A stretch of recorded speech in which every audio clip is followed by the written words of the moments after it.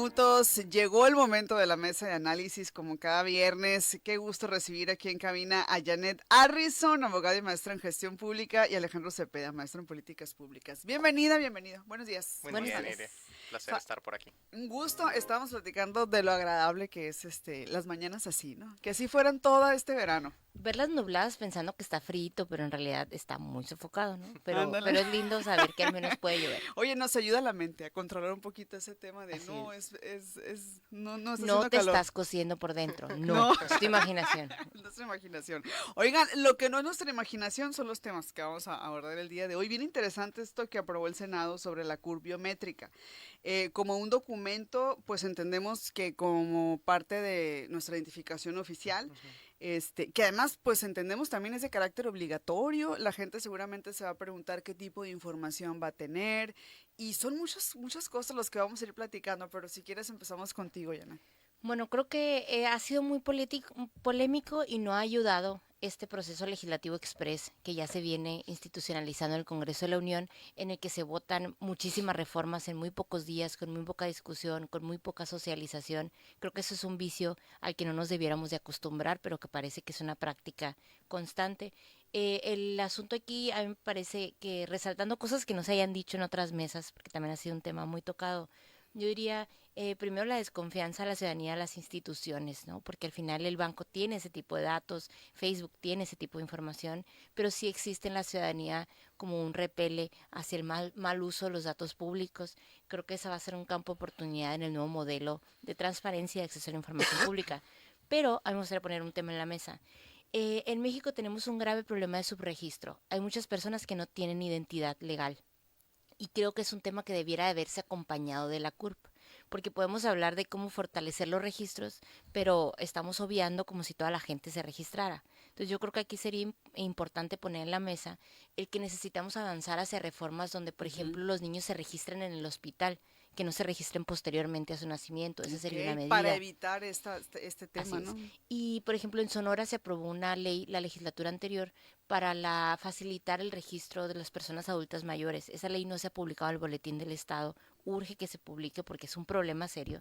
Y solo por dar un dato, en 2024 el gobierno del Estado reconocía que hay más de 3.000 niños en Sonora que no tienen identidad legal. Entonces, esto es un problema grave porque al final el derecho a la identidad es un derecho instrumental. Necesitamos de ese derecho para poder ir a la escuela, para poder tener seguro médico Médico. y otro tipo de derechos, ¿no? Ujú. Está muy interesante estos datos. Alejandro, ¿tú cómo ves esto de la CUR en biométrica? Solamente para dar un contexto, pues es una reforma a la Ley Ujú. General de Población. Esto nos dice, pues obviamente que tiene un sesgo de demográfico, ¿no? De identificación demográfica. Y a final de cuentas, todo tipo de reforma, todo tipo de modificación a la ley, la creación de una nueva ley, tiene un derecho, ¿no? En lo particular. Ujú. En este caso es el derecho a la seguridad de la identidad. Como bien sabemos, en México existen muchos tipos de delitos de esta índole, ¿no? Ujú. Todos hemos sabido de algún tipo de robo de identidad, por ejemplo, suscripción de créditos a nombre de otra persona.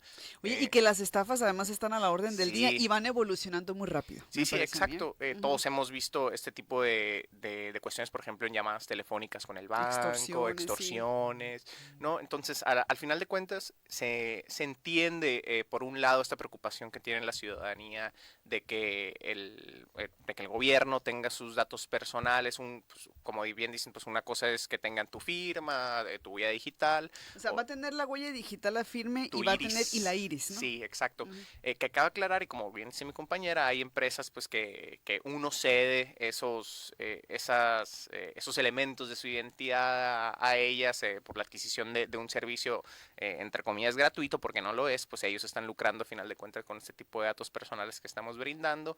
Pero, por ejemplo, el SAT, cuando sacas tu firma electrónica, hay que decirlo, pues hay un proceso de identificación de iris también. Hasta Eh, le cantas, ¿no? sí, sí, Oye, sí. no, es que el SAT es cosa seria. El Sí, SAT. Luego vamos a tener un apartado para hablar solamente de sí, las Ojalá el estrategias del sistema SAT. educativo fuera más como el SAT. Es que de verdad, no, ese es otro tema, es un tema, todo un tema. esto tiene utilización en trámites migratorios, por ejemplo, al momento de sacar pasaportes. Incluso hay muchos delitos que tienen relación con temas de pasaportes, en donde se falsifican pasaportes, incluso he conocido casos en donde una persona, por ejemplo, tenía un pasaporte que era real, pero se había identificado otro pasaporte que era apócrifo con el mismo número de identificación y había sido una casualidad. Este tipo de situaciones creo que pueden ser evitables con un mayor control de este tipo. Por otro lado, ya yéndonos un poco al tema demográfico, realmente la identificación, digamos, de la cantidad de personas que viven en las ciudades, creo que también podría colaborar con ese tipo de política demográfica. Como bien saben, las estadísticas que maneja INEGI en materia de control de población son cada 10 años. Entonces, imagínense, bueno, como está evolucionando algunos tipos de poblaciones, 10 años, Hermosillo no es el 10 años. De 10 No es años atrás, claro. el hoy, pues, ¿no? Es muy distinto. Ahorita no traigo el dato de cuánta población había 10 años en Hermosillo, pero supongo que debe estar por arriba de 100,000, 150,000. Creo que ha evolucionado bastante rápido la población aquí en Hermosillo y creo que es el caso de la mayoría de las ciudades medianas en México. Son ciudades que están evolucionando muy rápido, que tal vez hacer ejercicios estadísticos de esta índole pues es mucho recurso. Entonces claro que sí hay una identificación mucho más clara de dónde se están moviendo las personas, cuántas personas están naciendo, ¿no? Y como bien dicen, pues hay un tema ahí en el registro civil de que no todas las personas están registradas, por lo tanto no es el dato más fiable. Obviamente, digo, hacerlo obligatorio creo que también hace que la gente pues tenga ese tipo de suspicacias, pues, ¿no? Pero a final de cuentas creo que si todas las ciudades, bueno, todos los países, algunas regiones, pues tienen este tipo de controles demográficos que al final de cuentas pues van a venir a ayudar. Digamos lo contrario es obviamente el derecho a la protección de datos de las personas. Hemos sabido en un sinnúmero de ocasiones de estos grupos delincuenciales, que se les puede llamar hackers, que se entran a los sistemas de gobierno y roban información personal. Lo hemos visto, por ejemplo, con el INE, ¿no? ¿Cuántas veces hemos sabido que se han robado distintos datos del Instituto Nacional Electoral?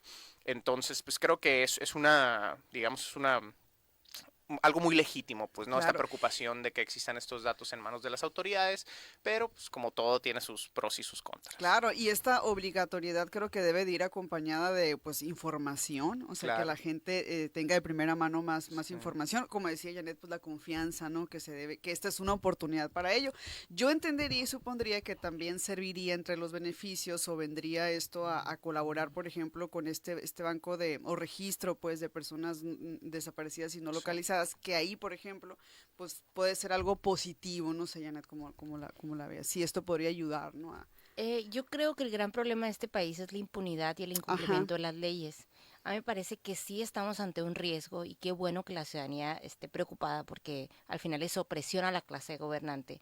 Pero ya existen muchos modelos que no se utilizan y que no son eficaces. Entonces ojalá que esto sí se construya de una manera sólida porque al final estamos asumiendo un riesgo muy, muy grande de que nuestros datos estén en manos de todo mundo. Y la verdad es que la información pública sí tiene un campo de oportunidad muy grande en el manejo y también la conciencia de quienes somos servidores públicos de que estamos tratando con datos que no están a nuestra disposición. No podemos tener en nuestro celular bases de datos que corresponden al gobierno. Entonces yo creo que sí es un tema delicado, pudiera tener esos campos de oportunidad, pero es algo que sí vamos a poder evaluar en el tiempo, ¿no? Vamos a estar pendientes. ¿Algo más, Alejandro? Sí, la localización de personas desaparecidas definitivamente es un tema bastante complejo. Obviamente el tema de los peritajes que se realizan al momento de que una persona, de que encuentran, por ejemplo, un cuerpo, de que encuentran ahí restos humanos, pues tarda tiempo. Obviamente las familias pues quieren noticias, quieren saber, quieren respuestas, quieren saber la realidad, y esta tecnología creo que podría abonar un poco a esta realidad, pues que actualmente es un proceso bastante tardado. Sí, muy, muy complicado. Sí. Bueno, nos vamos a ir a mensajes, son las 7:42, seguimos en Mesa de Análisis. Janet Harrison, Alejandro Cepeda. Hablaremos más adelante sobre el caso Ovidio Guzmán, que ya le hemos dado seguimiento en este espacio. Volvemos. Sonora Noticias AM. Volvemos.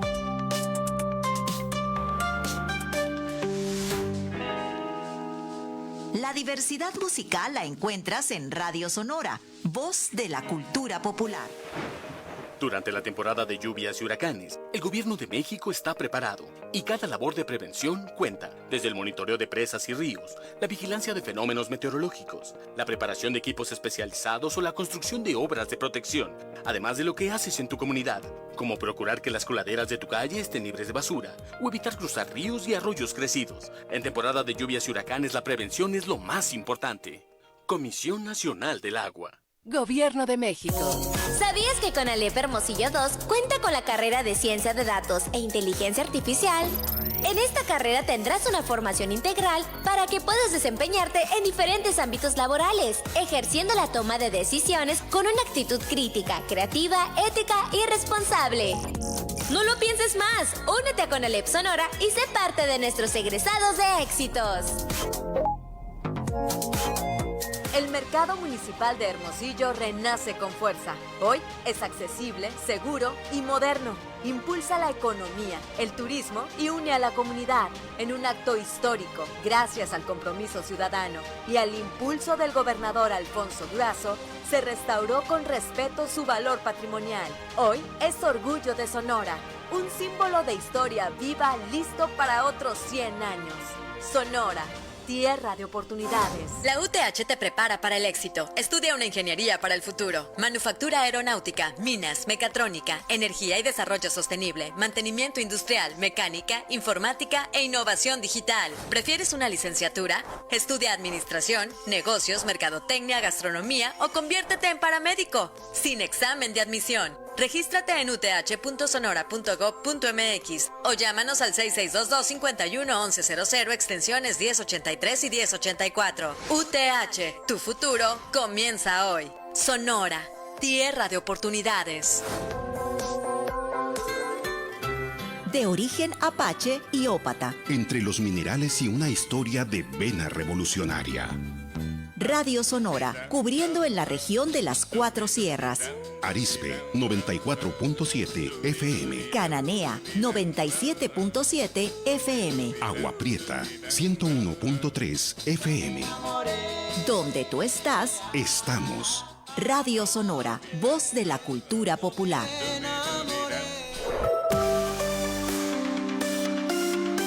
Sonora Noticias AM. Regresamos.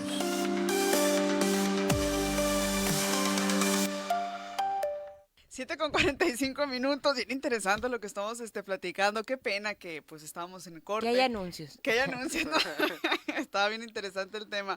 A raíz del tema de Ovidio Guzmán, el caso y el tema de que pues ha decidido, yo me imagino, asesorado por todo este equipo jurídico que lo está respaldando, de declararse culpable. Y esto lleva a quizá una colaboración con las autoridades estadounidenses, a la reducción o la eliminación de ciertos delitos. Pero a ver, Alejandro, empezamos contigo. Sí, claro que sí, como bien lo mencionaste, pues ya se declaró culpable.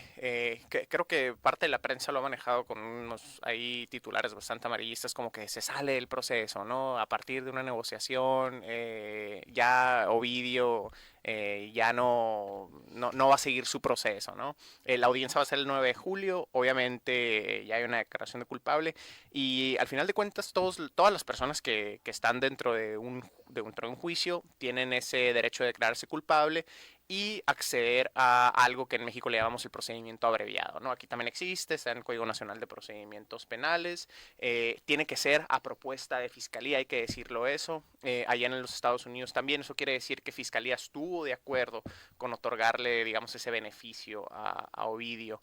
Él tenía dos causas penales allá, una en la Corte de Nueva York, otra en la Corte de Illinois.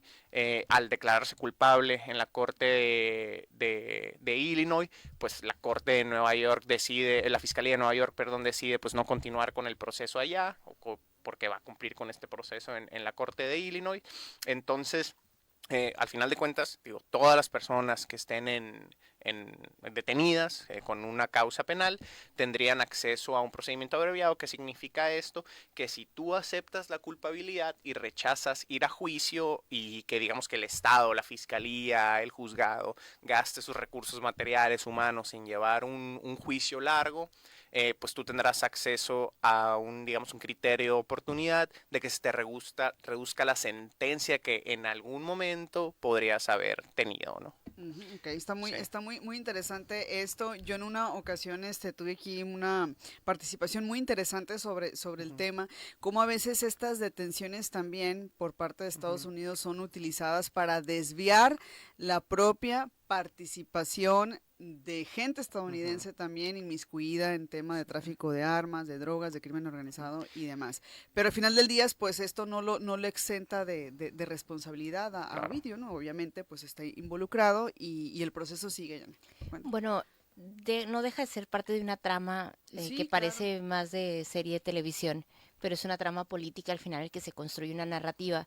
Pero también, a diferencia del sistema mexicano, en Estados Unidos lo que se hace con este tipo de delincuentes o de, no sé cómo llamarlos, lo que se hace es buscar recobrar información de ellos. Entonces ellos adquieren la figura como de testigos protegidos. Entonces a mí me parece que hay dos mensajes importantes en todo esto. Por un lado, creo que genera una falsa percepción y una mala percepción de que se salen con la suya, porque al final dile a la gente de Sinaloa que 5 años merece la angustia por la que han vivido por décadas y sobre todo estos últimos años. Creo que eso sí genera cierto sentido de impunidad. Esa por una parte, creo que no es positivo el que las juventudes crean y glorifiquen aún más esas figuras que al final se siguen saliendo con la suya, ¿no? Y el otro lado, creo que esa frase popular de cuando veas las barbas de tu vecino cortar, pon las tuyas a remojar, creo que es un mensaje a la clase política y a los gobernantes porque al final algo va a declarar. Y obviamente que el narcotráfico necesita de impunidad. Y en ese sentido creo que es positivo el que se mande un mensaje en el que nadie esté exento de que hay un tribunal, ojalá fuera un tribunal mexicano, pero estamos viendo que son tribunales estadounidenses los que ponen a temblar las estructuras de tráfico de influencia, del tráfico del dinero. Creo que es importante las acciones que se están realizando para incidir en la forma en la que se financian y en la forma en la que se pagan esos recursos que al final son ilícitos y tratan de convertirlos en lícitos. Entonces yo creo que es complejo, sigue Estados Unidos marcándonos la agenda política en la región. No sé si pasa así en otros países, creo que sería interesante saber si solo nos pasa en México, pero creo que este es un acto más de una escena que forma una estrategia en la que nosotros somos espectadores más que actores. Oigan, y hay que decir que no es la primera vez que ocurre esto, ¿eh? Ya hay una lista, un historial por ahí de personas relacionadas con el crimen organizado que tras estar ya llevando un proceso en los Estados Unidos obtienen este beneficio y se vuelven o se han vuelto figuras clave para posteriores detenciones o esta información que pues yo imagino es muy valiosa para ellos al final de cuentas porque seguramente la utilizan para negociar otros temas. Sí. Yo creo, ¿no? O sea, Alejandro, ¿tú cómo ves? No, definitivamente, y es muy interesante lo que dicen ambas, porque creo que un punto así muy particular es, y que algunos senadores lo tocaron, es verificar cómo están los procedimientos para enviar, para extraditar a personas al extranjero, ¿no? Porque al final de cuentas, y lo que mencionaba sobre el sentimiento de injusticia que tal vez se puede, o que se va a generar entre la población mexicana, saben que aquí estaba llevando un juicio, lo extraditan, allá, por ejemplo, se pone a negociar, le dan 2, 3 años o 5 años, lo que le vayan a dar en el 9 de julio, y pues ¿dónde está la justicia para acá México, ¿no? O sea, todo lo que hizo aquí. Creo que al final de cuentas se va a reformular los procesos de extraditación porque pues por un lado, imaginen, pues no la mayor parte de los delitos los cometió aquí en México, obviamente relacionado con delitos en los Estados Unidos. Estados Unidos pide la extraditación, no se va a la cárcel, entra en un programa de testigos protegidos, ¿no? Entonces, ¿dónde está la justicia para México a final de cuentas? No, y aquí me recuerda también lo que ya ha sucedido en México, ¿no? Con la fuga, pues, ¿no? Y que no hay una confianza también de la ciudadanía que dice, bueno, es que aquí, y la gente de pronto dice, bueno, allá sí y acá no también. Esa es otra perspectiva. Sí nos vamos a estos episodios en donde ya ha tenido México la oportunidad de condenarlos acá, de sentenciarlos acá, y pues se han fugado. No sé si recordarás esos episodios, Janet. Sí, pues además está México en condiciones de negociar. Verdaderamente estamos sentados como iguales en la mesa con Estados Unidos. Yo creo que se ha demostrado estos últimos meses que no. Yo diría, por último, que nos tenemos que replantear el tema de la seguridad y el tema de las adicciones, porque se cortan las cabezas y sigue ardiendo Sinaloa. Tenemos zonas del país que siguen sin poderse pacificar. Sigue el consumo, sigue la oferta, sigue la demanda. Entonces seguimos como correteando delincuentes, pero sin atender de fondo el problema que el problema es la legalidad de ciertas drogas, el control de las drogas. O sea, ¿qué vamos a hacer como país para que no sea la historia de siempre con nombres distintos, ¿no? Exactamente, ¿no? Y a esto se suma, y de eso hablábamos cuando estábamos en corte, que la gente no pudo escuchar, el tema de Julio César Chávez Jr., ¿no? Que también estábamos hablando, por eso decías, ¿no? Que te sentías como en una serie, ¿no? Sí. Pero uno tras otro, pues, ¿no? En escalas distintas, pero al final de cuentas, ahí está también en la distintos agenda. Personajes, digamos. Distintos personajes. Muy bien, pues agradecerles la participación de hoy en esta mesa. La próxima semana aquí los espero. Claro que sí, por mucho gusto. Muy bien. Muchísimas gracias a Alejandro Cepeda, a Janet Harrison por acompañarme en esta mesa de análisis como cada viernes, y nosotros vamos ahora con el reporte policiaco.